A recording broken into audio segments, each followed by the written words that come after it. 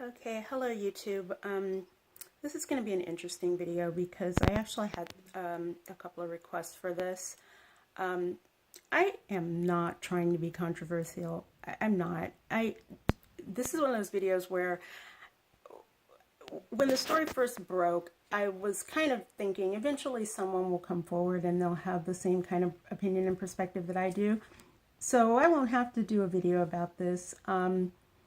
Because it was such big news that there's no way I was standing alone in what I thought. But it's been a while now and nothing. So here I am, not trying to be controversial, but probably am. This is about the scandal with the university admissions. Now, full disclosure, I happen to be one of those people that thinks that the university, like the whole college thing, is more or less a scam.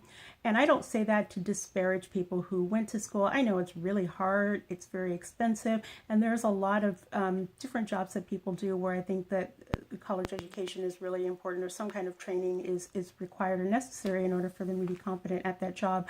But in general, there's a bunch of classes that don't really apply to real life skills, and it's become a membership in a club, a status symbol that doesn't have a practical application.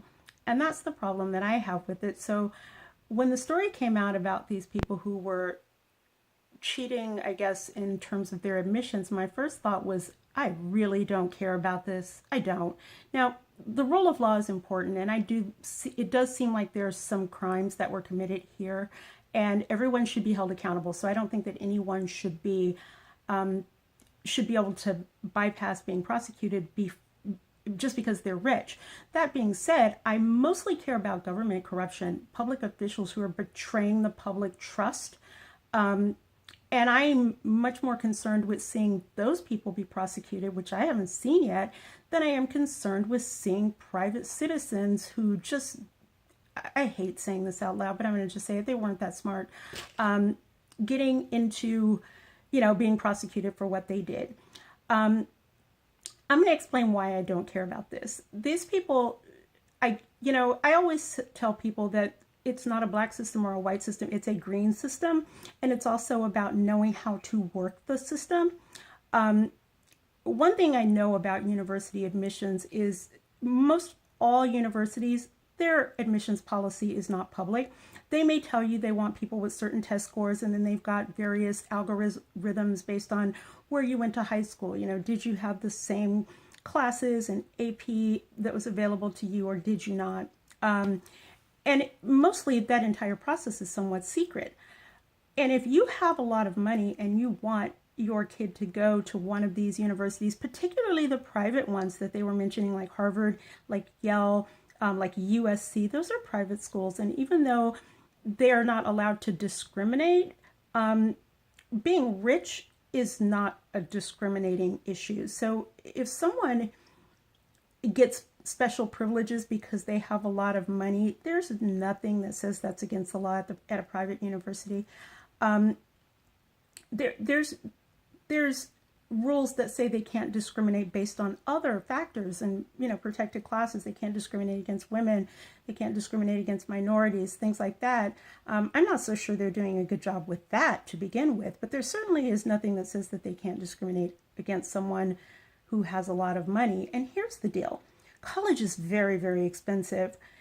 Every person that comes along who pays full tuition, that just means that there's more money to give scholarships to people who can't afford to pay full tuition. So I'm not really sure why people are mad about that. I keep seeing people saying, well, they took away my spot. And I'm like, well, maybe they didn't. Maybe they opened up a spot. Having someone there who's paying full tuition means that they can admit someone else who's not. And I learned this from a private, middle school and high school, that you've got people who are paying full tuition and people who can't afford it, and one subsidizes the other. That, along with the donations, the massive donations oftentimes that are made to these schools by alumni, by family members. So my first thought was, why didn't they just donate to the endowments of the school? Because one thing I can say about the way that these people went about getting their kids into college, it doesn't look like that money ended up going to the endowment for the benefit of other people who might not be able to afford it. Now, they still pay full tuition, and that's still something that's going to help, but I'm not sure why they paid this third party to create these like entire fantasy pictures of their kids that, like, I don't get it. And the only thing that I can say is that they cared more about the image and the idea of their kid having certain status than they really cared about them going to college at all. So I don't understand any of that. There's kind of a part of me that hopes there's something more to it. But I mean, I don't know. I just think to myself, they weren't that smart. Anyone, not anyone, obviously, but for the most part, people who have a lot of money, they know that they can let someone know who will let someone know, go to the right parties, make the right donations, and more likely than not, their kid will get in. And I don't know why people have a problem with that. You know, the reason I was hoping that someone would come forward and say that is kind of so that I didn't have to be out there and stand alone and kind of explain and defend why I don't have a problem with this. I'll use an example from a while ago. Dr. Kevorkian, for the most part, was considered a crazy Dr. Death. But one time I heard him in an interview and he was talking about the idea of buying organs. Now, I think most people believe that rich people do that anyway. But it's all done undercover. It's all done on the black market. And some of it is done in a criminal way, I would think. It's hard for me to imagine that's not happening. And Dr. Kevorkian, one of the things that he said is, what if people were allowed and permitted to sell their organs, but for every person that purchased an organ, if they purchased a kidney, they had to buy one for someone who couldn't afford it. And that way you kept it fair. I'm not saying that anyone is entitled to anyone else's money, but if we have this whole idea that you can't sell them, you can only donate them, but you've got people who then can go and buy anyway, and that doesn't benefit anyone else. That doesn't help someone who can't afford that kidney to get a kidney. Then what have we really benefited? We've just sort of made ourselves as a society feel better because we don't sell and buy and sell organs, but it's not real. It's all fake. And so we have this entire fake sort of idea that we put together where it's like, well, rich people get this and rich people get that, and rich people pay for this, for the benefits, and I don't mean this in a disparaging way for anyone, but people who are rich pay for things for people who are less fortunate or just have a different ability or they have a different focus in life. And I don't know why everyone is so mad about it. The people that I know that have a lot of money, they work really hard. They spend a lot of hours at work, and people who inherit a lot of money or people who, you know, hit the lottery and they have a lot of money temporarily, if those people don't work really hard, they end up broke. So it's not like there's people out there that are coasting through, not very many people who are coasting through with a lot of money that haven't and don't work hard for it. That's been my experience. So if you've got someone who is paying $60,000 a year for their kid to go to a school like USC, I'm not even sure what it costs now, but however much it costs, how many other kids can now go to that university who need a scholarship of $40,000 or $50,000 a year because they don't have that money? And why is that a bad thing? I never understood why it was a bad thing, and I don't understand why it's a bad thing now. And so that's, you know, I guess that's the message that I was trying to communicate. I keep seeing people thinking that their spot was taken. Sometimes the way that we look at things, the way that we're taught and trained to think about things, just keeps us in a negative space. It keeps us angry and keeps us bitter, like someone's taking something, like we're owed something. And oftentimes we don't really think about the other side, like the rest of the story.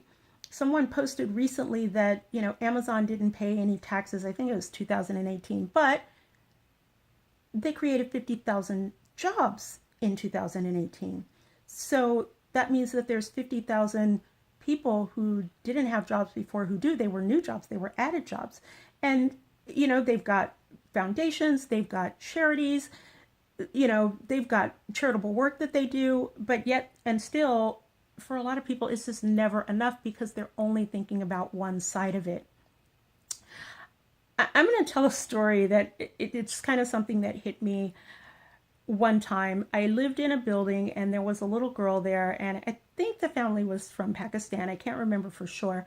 But they had a little daughter, and she was probably about maybe 3 or 4 when I first met her, when I first moved in there. And I remember seeing, and she had beautiful hair. It was like really dark, thick, shiny hair.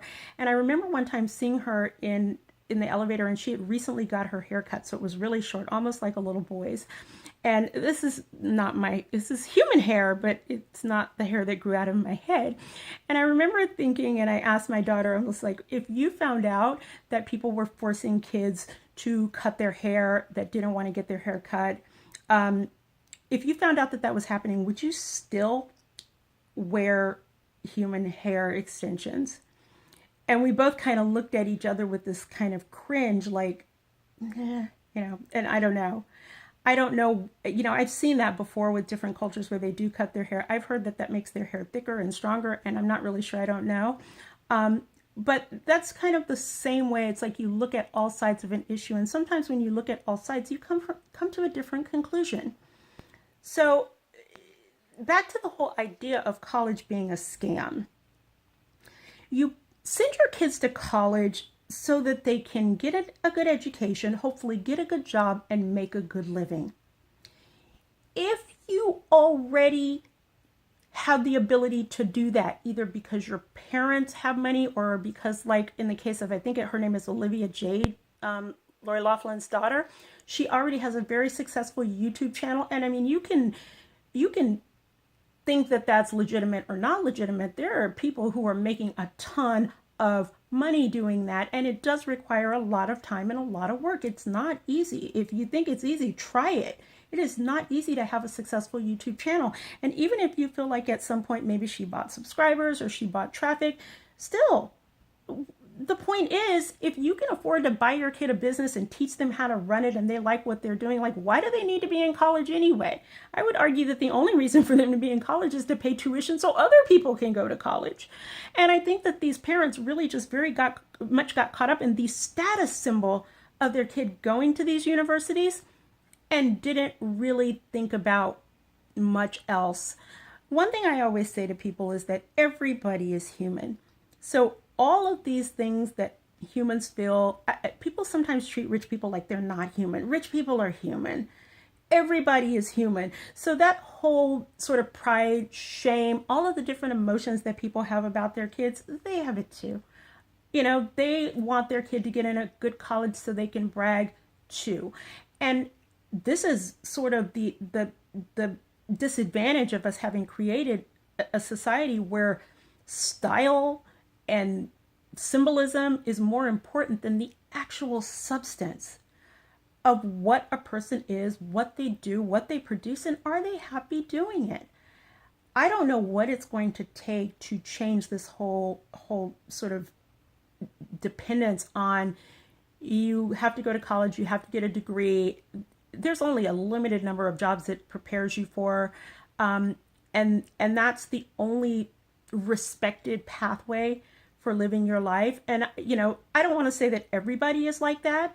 I think there's plenty of people who are not, but it's such an overwhelming belief among certain people that when people want to do something else, it's almost like they feel shamed, they feel restricted, and they don't necessarily have a sense of pride in doing something that's different. And I think that's really unfortunate. My personal opinion, and I'm going to do a separate video about this because I think it's really important, is that a lot of people go through all of that, and that's what causes what we refer to as midlife crisis, where you realize, gee, is this my life? And I think that we can start on the pathway of doing away with some of that and really teaching people how to live a life that they can be happy and can earn a living and can be a responsible adult. And is that to say that I think that people shouldn't get an education and they should just be not informed, not stupid? Absolutely not. Not at all. There are some people who should go to college, that need to go to college, but I also think there's a ton of people out there who are saddled with an unbelievable amount of debt and they don't really know why they did it. I won't go into my conspiracy theories about that, but I will say this. If someone pays $60,000 a year for tuition and they donate a few $100,000 extra, and that means that your academic scholarship, which is an area where the school doesn't get money, with the some of the sports where they don't necessarily make a lot of money, if that frees up more money for them to admit more people, isn't that a good thing? And can't we be happy about that instead of just constantly hating on rich people, especially the kids? My understanding is that Olivia Jade is being bullied and people are mad at her like she took something from them. Like she's like a 18 or 19-year-old whose mother and father, her parents have probably told her what she's going to do her entire life, and it's her fault. This has nothing to do with it. She probably has little, if any, control. The more money you have, the more control you have over your kids. Anybody who doesn't know that, try it. Just tell them they're going to have their iPhone taken away. So this has nothing to do with her. She didn't get to pick that or choose that, and she kind of seems like to me she made that clear. So I am standing up for the people who this is the life that they know. I don't want to be mad at them that they don't know that they're privileged. I think most people who are privileged do know that they're privileged, but what are they supposed to do about it? What's she supposed to do about this? I understand that there are some kids who might have known this was going on, but kids get their values from their parents. And if that's what they were taught and they somehow think that that's okay, then now is a good teaching moment. Don't create someone who is angry and resentful and then doesn't learn the lesson that they could learn from it because we're so busy being hateful and resentful. It's a vicious cycle. I think before I can finish with this topic, I probably have to do 2 or 3 more videos. But for the people who didn't understand this, like look at the full picture and ask yourself, did they take something or did they give something? And maybe it's a little bit of both. But I want people to at least open themselves up to that thought. Is there something more that they can see in this so that it doesn't just create all of this anger and resentment that I think is unhealthy and unnecessary and probably misplaced as well. So I hope that this answers the question of the people who were asking about this. Please feel free to ask me any questions. Like, don't like, comment. Let me know what your thoughts are. I look forward to hearing it. Thank you. Bye.